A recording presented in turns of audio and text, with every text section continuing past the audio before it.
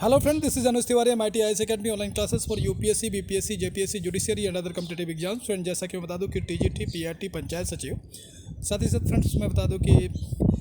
CGL, JSS CGL high court ने किया order reserve. साथ ही साथ मैं यहाँ ज़्यादा क्लियर करूँगा कि हाई कोर्ट ऑर्डर रिजर्व कितने समय तक अपने पास कर सकता है और उसकी क्या ड्यूरेशन होगी।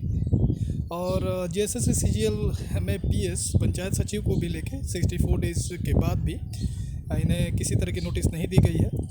और दूसरी बात मैं फ्रेंड्स बता दूं TGT PRT को लेके चूँकि जिस तरह की बात हो रही है कि न्यूनतम कटअप की अवहेलना की गई है, इन सारी चीज़ों पे हमारी चर्चा होगी। तो फ्रेंड्स सबसे पहले मैं बता दूं कि जो फर्स्ट है कि JSS CGL के बारे में, तो जैसा कि मैं फ्रेंड्स बता दूं कि काफ़ी स्टूडेंट्स परेशान हैं और ये जानने का प्रयास कर रहे हैं कि उनके एग्ज़ाम की डेट क्या होगी। तो जैसा कि आप जानते हैं एक केस भी जहाँ तक है कि इस पे है जो कि गवर्नमेंट की स्थिति जो है काफ़ी हास्यप्रद है। जैसे कि झारखंड की ही एक लड़की है जो जिसने कि इस केस को फाइल किया है और चूँकि वो 10th झारखंड से की हुई है और सेकंड उसकी जो उसने बाद में 12th जो था अदर स्टेट से किया, झारखंड की डोमिसाइल भी उसके पास है, उसके बावजूद भी वो CGL एग्ज़ाम नहीं दे सकती है। ये बड़ा ही हास्यप्रद है और गवर्नमेंट को इस तरह से किसी भी नीति या नियोजन नीति बनाने से पहले ध्यान देने की ज़रूरत है, या फिर ये गवर्नमेंट की अदूरदर्शिता या फिर कहे कि गवर्नमेंट जो है आपकी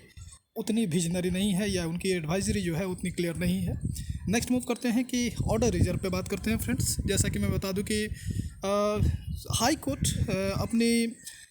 लास्ट हियरिंग डेट के बाद ऑर्डर यदि रिजर्व करती है तो वैसे कंडीशंस में अपने फाइनल वर्डिक्स को देने के लिए उसे 3 मंथ्स के अंदर ये देनी होती है। अगर 3 मंथ्स तक यदि वो वर्डिक्स नहीं देती है तो वैसे कंडीशंस में आप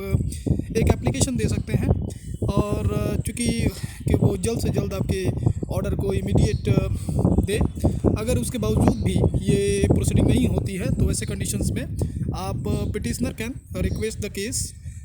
B transfer to the fresh bench for hearing, और ऐसे कंडीशंस में उन्हें 6 मंथ्स के अंदर में ये आप मूव कर सकते हैं कि एक फ्रेश बेंच के लिए मूव कर सकते हैं। नेक्स्ट यदि बातचीत करें फ्रेंड्स, हमारी जो नेक्स्ट बात होगी पंचायत सचिव को लेकर, और जहाँ तक डेट है जैसे CGL का, तो होपफुली कि हाई कोर्ट को ऑर्डर दे देनी चाहिए। और थोड़ी बहुत जैसा कि मैं बता दूं कि गवर्नमेंट के भी प्रेशर में हाई कोर्ट की जो फंक्शनिंग है या कहें तो ये सारी चीज़ें इफ़ेक्टेड होती हैं, आप समझ सकते हैं। नेक्स्ट मूव करते हैं हम आपके पंचायत सचिव को लेके। पंचायत सचिव में एक नई बात निकल के आ रही है जिसमें कि JSS ने 64 डेज़ बाद भी PS का नहीं दिया कोई नोटिस या पंचायत सचिव से रिलेटेड नोटिस नहीं दी गई है। हालांकि अगर पंचायत सचिव को लेकर देखें तो एक थोड़ी सी देखें तो शंका होती है गवर्नमेंट पे, क्योंकि गवर्नमेंट ने जिस तरह से पंचायत सचिव के एस्पिरेंट्स को या कैंडिडेट्स को तो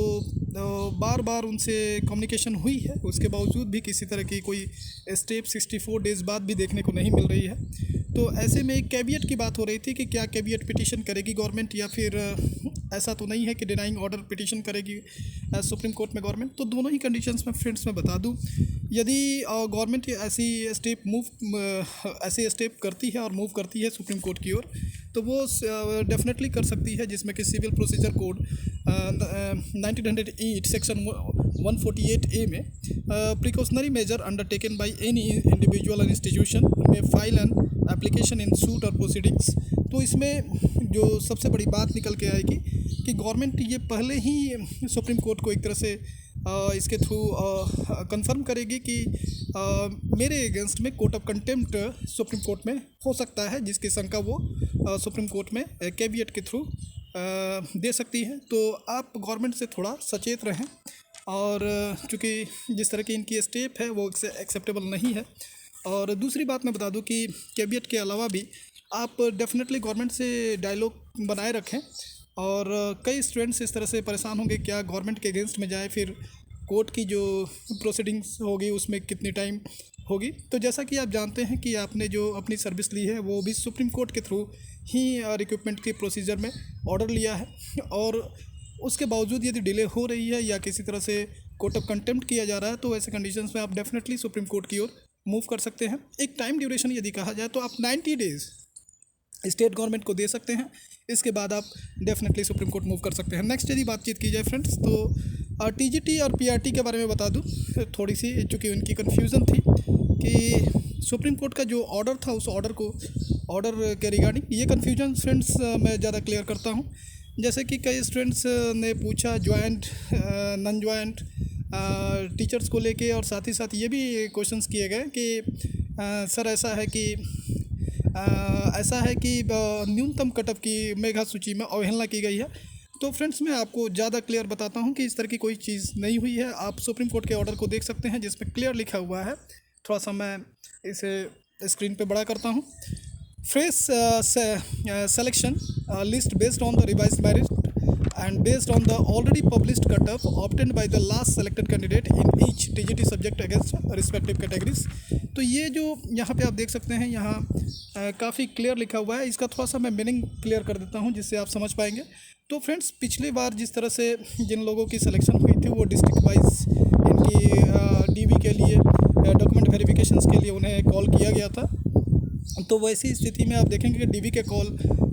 थोड़े कम मार्क्स पे ही देखने को मिला था, लेकिन यहाँ पे जो आपकी कॉल हो रही है वो स्टेट लेवल पे हो रही है, तो थोड़ा मार्क्स जो है हाई जा सकता है। लेकिन दूसरी बात कि आपकी न्यूनतम मेगा सूची की अवहेलना, तो सुप्रीम कोर्ट ने इसमें एक और बात कही थी जो कि आप देख सकते हैं पेज नंबर 104 में कहा गया है, जो कि आप इसको देखेंगे, जिसमें क्लियर कहा गया है कि मेरिट लिस्ट की बात की गई है जिस पे लास्ट कैंडिडेट की सिलेक्शन हुई है। तो उस मेरिट लिस्ट को किसी तरह से उससे नीचे उससे ज़्यादा सिलेक्शन नहीं लेनी है, वो न्यूनतम मेगा लिस्ट यहाँ पे डिसाइड होगा। तो फ्रेंड्स मैं बता दूं कि डीवी के लिए आपकी जो है कि न्यूनतम कट ऑफ मार्क्स कम हो सकता है, लेकिन जिस पर सिलेक्शन हुई है उससे कम नहीं लिया जाएगा। तो फ्रेंड्स यहाँ इस कन्फ्यूज़न को भी मैं क्लियर करता हूँ। अब रही बात की फ्रेंड्स आप सभी के लिए, चूँकि जिस तरह से इनकी लिस्ट दी जा रही है, डीवी की कॉलिंग की गई है, हिंदी सिविक्स और हिस्ट्री की कॉलिंग की गई 11 अक्टूबर से 14 अक्टूबर तक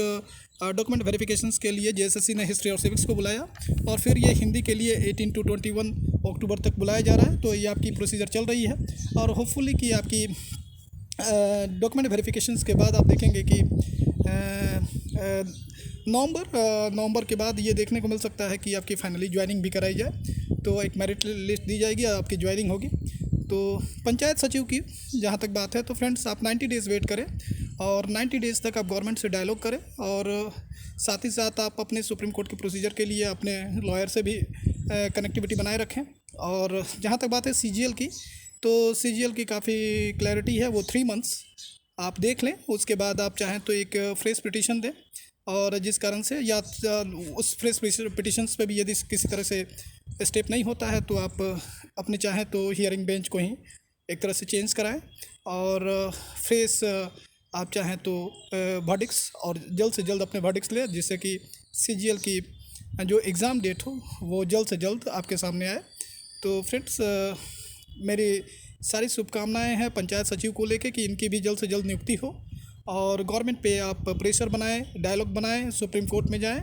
और इन सारी चीज़ों को लेके चलें। ढेर सारी शुभकामनाएं पंचायत सचिव को लेके, टीजीटी को लेके, उन सारे अभ्यर्थियों को लेके जिन्हें कि इनकी सिलेक्शन हुई है या सिलेक्शन प्रोसीजर में है। Thank you friends.